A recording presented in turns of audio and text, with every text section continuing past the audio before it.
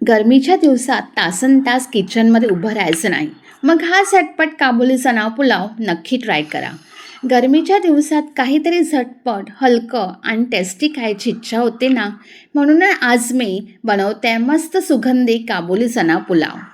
खलबत्त्यामध्ये आलं, लसूण, हिरवी मिरची चांगली कुटून घ्या.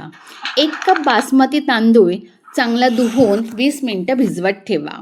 आणि रात्रभर काबुली चना हे भिजवत ठेवलेला अर्धा कप, त्याचा 1 कप होतो. कुकरमध्ये तेल गरम करायचं, अख्खे खडे मसाले घालायचे, कढीपत्ता, हिंग आणि त्याचबरोबर कांदा हा चांगला परतून घ्या तेलामध्ये.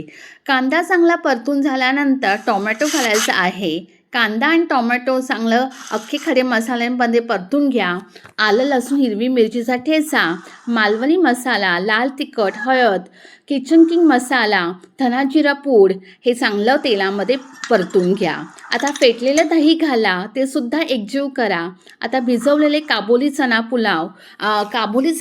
आणि बासमती तांदूळ घालायचं आहे. आता सगळं काही एकजीव करून घ्या. आपल्याला गरम पाणी घालायचं आहे आणि चांगली उकळ घाला आणि चमचाभर साजूक तूप घाला. आता आपल्याला हे 3 शिट्ट्यामध्ये काबुली चना पुलाव छानपैकी शिजवून घ्यायचं आहे. आणि पुलावबरोबर पापड आणि तिखट मिरच्या चांगलं तळून घ्या. व्हिडिओ आवडल्यास लाईक, शेअर, सबस्क्राईब करायला विसरू नका. श्री स्वामी समर्थ. Bless you.